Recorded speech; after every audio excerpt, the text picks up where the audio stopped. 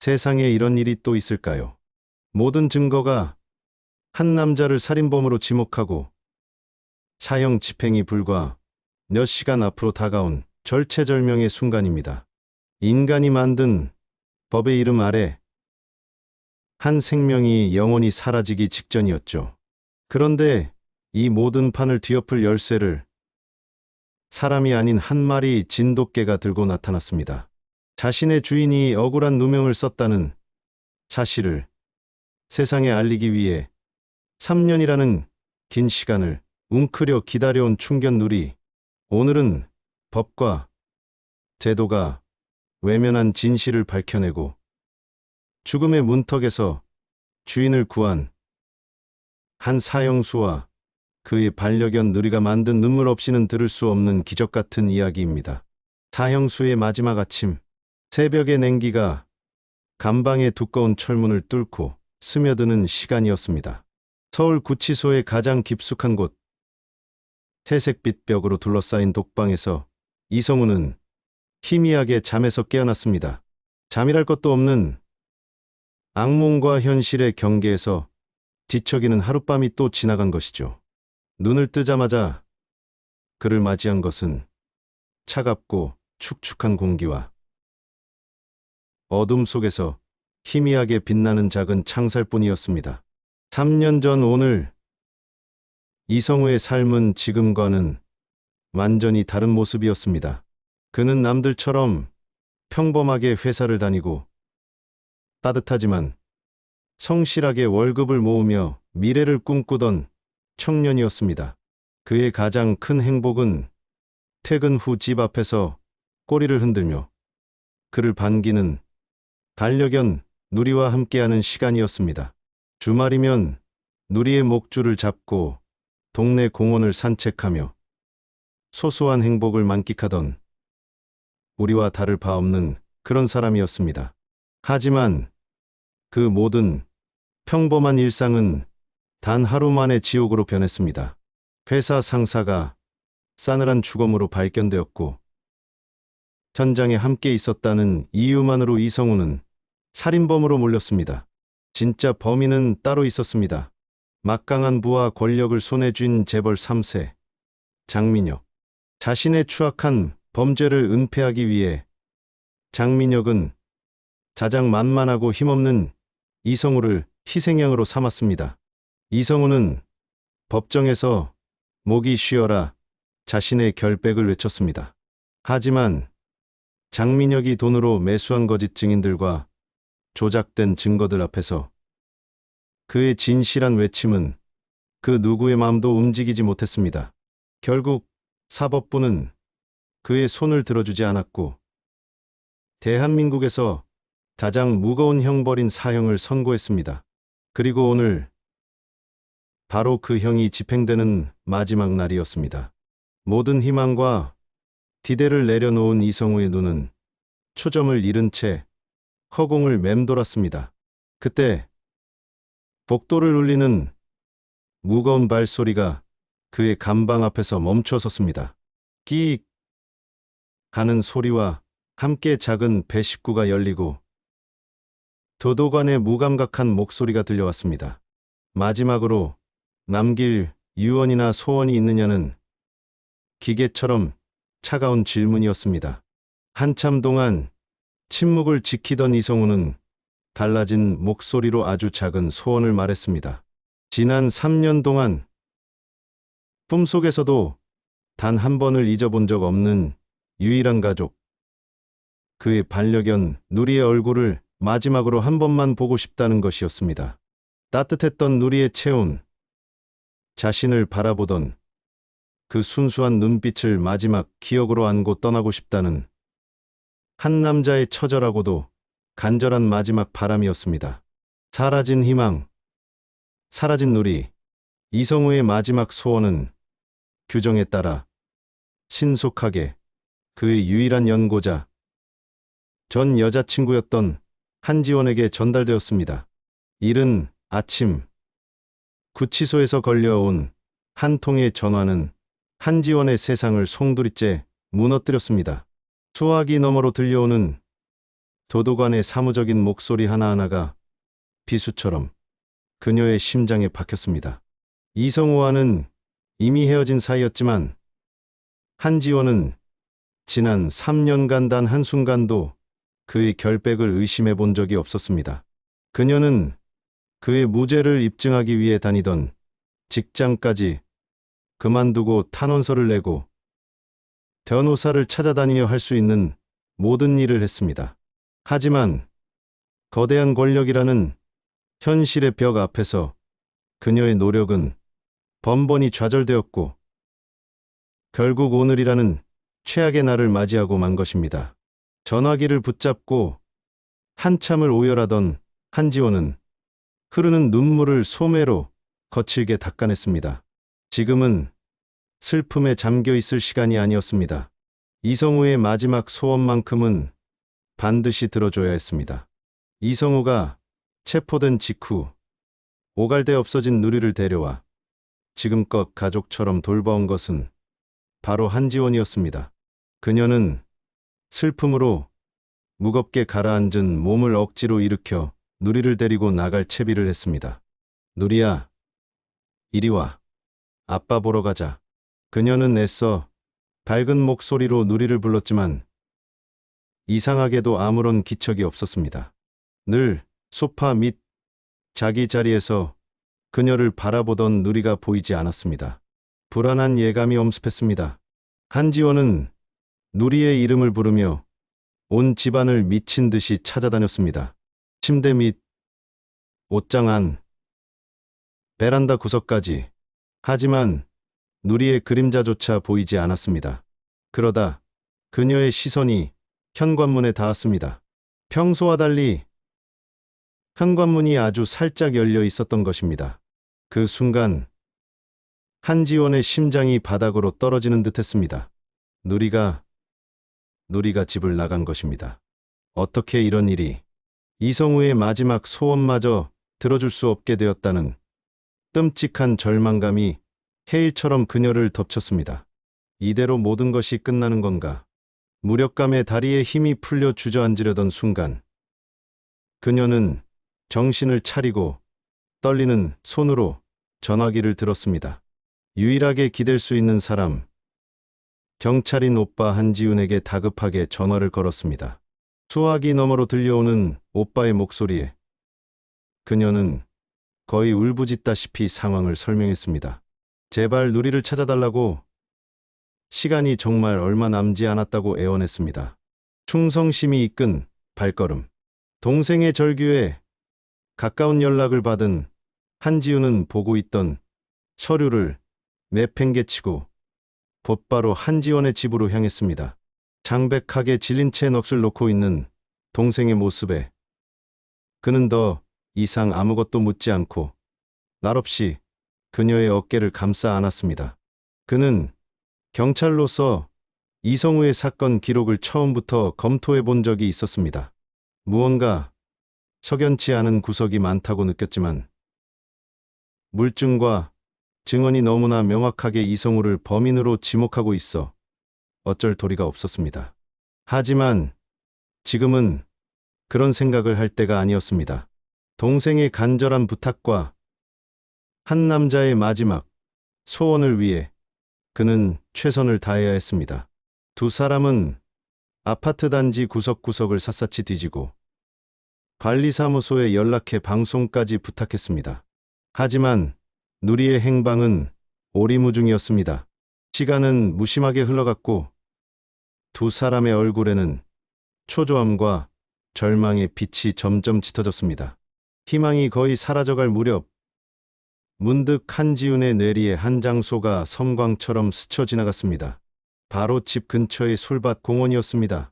생전에 이성우가 누리와 함께 가장 많은 시간을 보냈던 곳. 혹시 그곳이라면 누리가 주인을 기다리고 있지 않을까.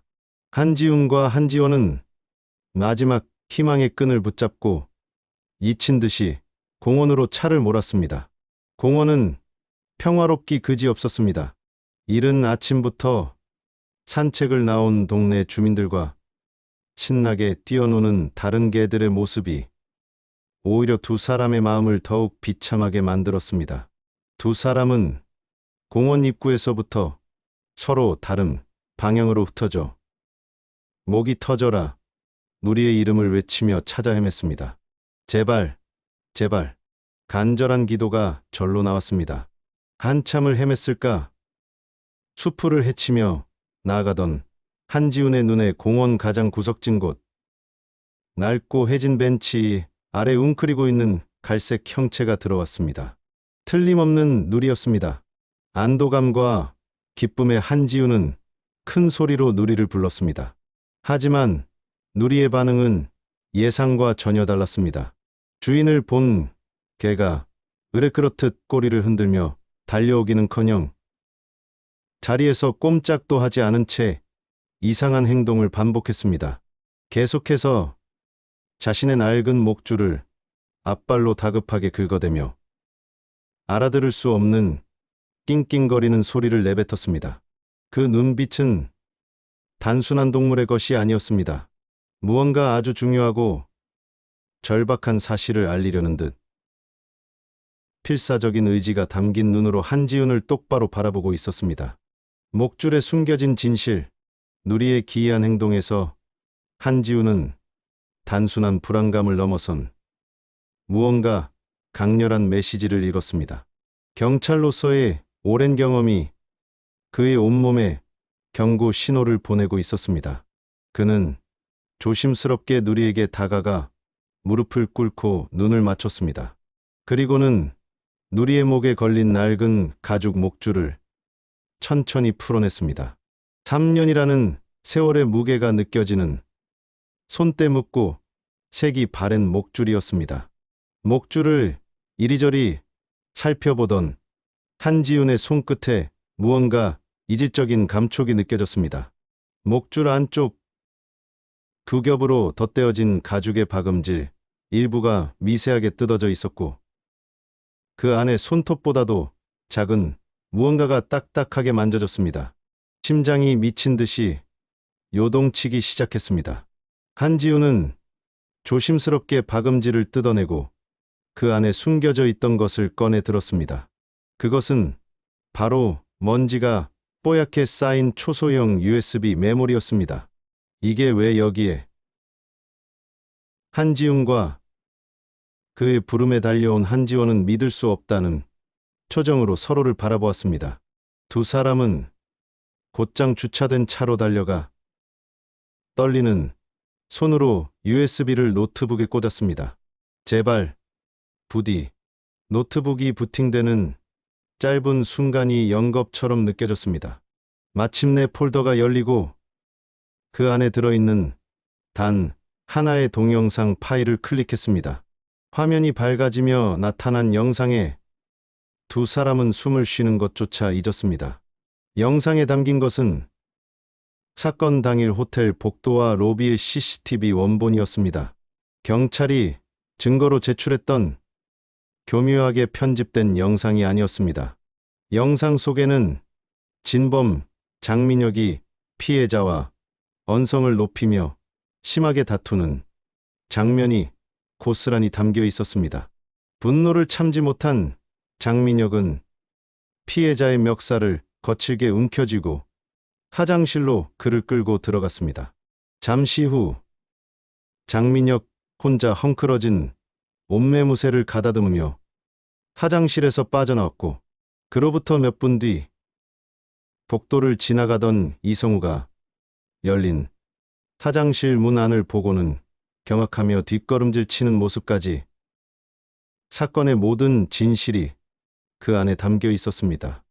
이성우는 살인범이 아니라 억울한 최초 발견자였던 것입니다. 3년간 감춰졌던 추악한 진실이 주인을 구하려는 충견의 집념으로 세상에 드러나는 순간이었습니다. 시간을 거스르는 질주, 노트북 화면에 펼쳐진 진실 앞에서 한지원과 한지훈은 한동안 말을 잇지 못했습니다. 전율과 함께 뜨거운 눈물이 뺨을 타고 흘러내렸습니다. 하지만 지금은 감상에 젖어 있을 때가 아니었습니다. 이성우의 사형 집행까지 남은 시간은 이제 채 1시간도 남지 않은 상황. 정신을 차린 한지우는 망설일 틈도 없이 차의 시동을 걸었습니다. 꽉 잡아. 그의 외침과 함께 차는 굉음을 내며 총알처럼 도로로 뛰쳐나갔습니다. 서울 구치소까지의 길은 출근 시간과 맞물려 꽉 막혀 있었습니다. 한지우는 경광등을 켜고 사이렌을 울리며 고개 운전에 가까운 질주를 시작했습니다. 옆자리의 한지원은 거의 실신 직전의 상태로 아는 검사와 경찰 간부 등 연락할 수 있는 모든 곳에 미친 듯이 전화를 걸었습니다. 증거를 찾았어요. 이성우 씨는 무죄예요. 제발, 제발 집행을 멈춰주세요. 그녀의 목소리는 절박했지만 수화기 너머로 돌아오는 대답은 차가운 규정과 절차뿐이었습니다. 공식적인 명령 없이는 그 어떤 조치도 취할 수 없다는 격에 대고 외치는 듯한 공허함만이 그녀를 더욱 절망케 했습니다. 희망을 향해 도로 이를 질주하는 그들의 필사적인 시간과 달리 구치소 안의 시간은 죽음을 향해 너무나도 더디고 잔인하게 흘러가고 있었습니다. 교도관의 안내에 따라 마지막 면회실로 향하는 이성우의 발걸음은 한 걸음 한 걸음이 납덩이처럼 무거웠습니다. 그는 복도를 지나며 자신의 짧았던 인생을 되돌아보았습니다. 부모님의 얼굴, 친구들과의 즐거웠던 기억, 그리고 한지원과 누리와 함께했던 행복한 시간들이 주마등처럼 스쳐 지나갔습니다. 모든 것을 체념한 그의 얼굴에는 이제 어떠한 미련도 남아있지 않았습니다. 희망을 품고 아슬아슬하게 차선을 넘나들며 질주하는 자들과 모든 희망을 내려놓고 정해진 죽음을 향해 묵묵히 걸어가는 한 남자. 전혀 다른 공간, 전혀 다른 속도로 흐르는 두 개의 시간이 교차하며 손에 땀을 쥐게 하는 긴장감은 폭발 직전까지 치닫고 있었습니다. 과연 기적은 일어날 수 있을까요? 꺼져가는 생명의 불씨를 향한 이들의 질주는 제 시간에 닿을 수 있을까요? 기적 직전의 절망. 마침내 면회실에 도착한 이성우는 두껍고 차가운 강화유리 너머로 그토록 보고 싶었던 누리의 모습을 발견했습니다. 그리고 그 옆에는 눈물범벅이 된 채 자신을 바라보는 한지원이 있었습니다. 3년 만의 재회. 이성우는 아무 말도 할 수 없었습니다. 그저 유리벽에 손을 가져다 댔습니다. 누리는 주인을 알아보고 미친 듯이 꼬리를 흔들며 유리벽을 핥고 긁어댔습니다. 주인의 슬픔을 고스란히 느끼는 듯 애처로운 낑낑거림은 면회실 전체를 울렸습니다. 그 모습을 보는 순간 지난 3년간 돌처럼 굳어있던 이성우의 심장이 무너져 내렸습니다. 뜨거운 눈물이 뺨을 타고 하염없이 흘러내렸습니다. 그때 한지원이 다급하게 수화기를 들고 외쳤습니다. 성우 씨, 들려요? 우리가 진짜 증거를 찾았어요. 장민혁이 범인이라는 영상이에요. 당신 무죄라고요. 이제 곧 모든 게 끝날 거예요. 조금만 버텨요. 한지원의 목소리는 떨렸지만 그 어느 때보다 확신에 차 있었습니다. 그 말을 듣는 순간 잿빛이었던 이성우의 세상에 한 줄기 빛이 들어오는 듯했습니다. 텅 비어있던 그의 눈동자에 3년 만에 처음으로 희미한 희망의 빛이 떠올랐습니다. 하지만 그 희망은 너무나도 짧고 잔인했습니다. 바로 그 순간 면회실의 철문이 거칠게 열리고 도도관 2명이 들어와 이성우의 양팔을 붙잡았습니다. 면회 시간 끝났습니다. 이제 가야 합니다. 아직 상부로부터 사형 집행을 중지하라는 그 어떤 공식적인 연락도 받지 못했다는 것이 이유였습니다. 안 돼요. 제발 5분만, 아니 1분만 더 시간을 주세요. 지금 증거가 오고 있단 말이에요. 한지원은 미친 사람처럼 절규하며 도도관에게 매달렸지만 그들은 주정대로 할 뿐이라며 그녀를 밀어냈습니다. 이성우의 얼굴에 떠올랐던 희망의 빛은 순식간에 꺼져버리고 더 깊고 어두운 절망의 그림자가 그의 온몸을 삼켰습니다.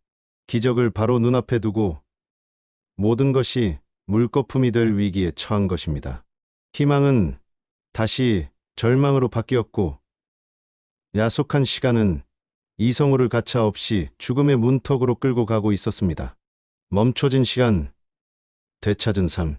교도관들의 단단한 손에 이끌려 이성우는 힘없이 집행장으로 향하는 차가운 복도를 걸었습니다. 방금 전 맛보았던 짧은 희망은 오히려 더 큰 절망이 되어 그의 심장을 갈기갈기 찢어 놓았습니다. 이제 정말 모든 것이 끝이구나. 삶에 대한 마지막 미련마저 완전히 놓아버린 바로 그 순간이었습니다. 복도 저편에서 여러 사람의 다급한 발소리가 뒤섞여 들려오기 시작했습니다. 그리고 곧이어 구치소 전체가 떠나갈 듯한 한 남자의 고함이 정적을 깨고 터져나왔습니다. 멈춰. 집행 중지. 당장 사형 집행을 중지하라고. 목이 터져라. 외치며 달려오는 사람은 다름 아닌 구치소장이었습니다. 그의 뒤로는 숨을 헐떡이는 검찰 관계자와 땀으로 온몸이 흠뻑 젖은 한지훈이 따르고 있었습니다. 한지훈의 손에는 법무부 장관의 붉은 직인이 선명하게 찍힌 공식 서류 한 장이 들려 있었습니다. 한지훈이 제출한 USB 영상이 결정적인 핵심 증거로 공식 인정되었고 사안의 긴급성을 인지한 법무부 장관이 직접 재심 청구와 함께 사형 집행을 중지하라는 긴급 명령을 하달한 것이었습니다. 그렇게 멈춰달라고 애원할 때는 무심하게 흐르던 시간이 바로 그 순간 거짓말처럼 멈춰섰습니다. 이성우를 붙잡고 있던 도도관들은 당황하며 그를 놓아주었고 뒤따라온 한 경찰관이 다가와 지난 3년 동안 이성우의 손목을 무겁게 옥죄고 있던 차가운 수갑의 열쇠를 꽂았습니다. 찰칵 하는 날카로운 소리와 함께 수갑이 시멘트 바닥으로 떨어지는 순간 이성우는 비로소 자신이 다시 삶을 되찾았음을 실감했습니다. 다리에 힘이 풀린 그는 그 자리에 주저앉아 어린아이처럼 서럽게 울음을 터뜨렸습니다. 죽음의 문턱 바로 앞에서 기적이 그를 붙잡아준 것입니다. 소식을 듣고 면회실에서 뛰쳐나온 한지원과 누리가 그에게로 달려와 서로를 부둥켜 안고 오열했습니다. 한 사람의 억울함을 풀어주기 위한 간절함, 주인을 구하려는 동물의 순수한 충성심, 그리고 마침내 되찾은 삶에 대한 안도감이 뒤섞인 새 생명의 울음소리가 차가운 구치소 복도를 뜨겁게 가득 메웠습니다. 그것은 절망의 가장 깊은 곳에서 피어난 세상에서 가장 눈부시고 찬란한 생명의 소리였습니다. 누리와 함께 다시 시작. 그로부터 석 달이라는 시간이 흘렀습니다. 대한민국 전체를 떠들썩하게 만들었던 이 사건은 마침내 모든 진실을 바로잡고 제자리로 돌아왔습니다. 열린 재심에서 이성우는 만장일치로 무죄 판결을 받았고 지난 3년간 그를 짓눌렀던 살인범이라는 끔찍한 족쇄에서 완전히 벗어나 완벽한 자유의 몸이 되었습니다. 반면 자신의 죄를 덮기 위해 한 사람의 인생을 짓밟고 진실을 조작했던 추악한 재벌 3세 장민혁은 해외로 도피하려다 공항에서 체포되어 법의 엄중한 심판을 받게 되었습니다. 모든 것이 제자리를 찾은 어느 화창한 가을날 오후, 이성우는 한지원, 그리고 이 모든 지적의 주인공이었던 누리와 함께 여유롭게 한강 공원을 산책하고 있었습니다. 시원하게 불어오는 강바람, 따사로운 햇살, 주변 사람들의 평화로운 웃음소리. 과거에는 너무나 당연해서 그 소중함을 몰랐던 이 모든 평범한 일상이 이제 이성우에게는 무엇과도 바꿀 수 없는 눈물겨운 행복이었습니다. 그는 자신의 발치에 바싹 붙어 꼬리를 흔드는 누리의 머리를 부드럽게 쓰다듬으며 깊은 생각에 잠겼습니다. 결국 자신을 구한 것은 수많은 법, 조항으로 이루어진 거대한 법이나 제도가 아니었습니다. 진실을 밝히기 위해 함께 뛰어준 한지원과 한지훈의 고마운 노력도 있었지만 그 모든 지적의 시작점은 바로 자신을 향한 이 작은 생명체의 조건 없는 사랑과 충직한 믿음이었습니다. 인간의 이기와 욕심이 외면한 진실의 조각을 말 못하는 동물의 순수한 충성심이 기적처럼 찾아내어 세상에 드러낸 것입니다. 이성우는 더 이상 지난날의 악몽과 상처에 얽매이지 않기로 굳게 다짐했습니다. 자신을 믿어준 소중한 사람들과 무엇보다 자신의 목숨을 구하고 다시 살아갈 이유를 안겨준 세상에 단 하나뿐인 가족, 루리의 곁에서 새로운 인생의 첫 페이지를 묵묵히 써 내려갈 준비가 되었습니다. 따스한 햇살 아래 이성우와 한지원, 그리고 누리는 나란히 새로운 희망을 향해 걸어 나갔습니다. 그들의 행복한 발걸음은 더없이 가볍고 찬란하게 빛나고 있었습니다.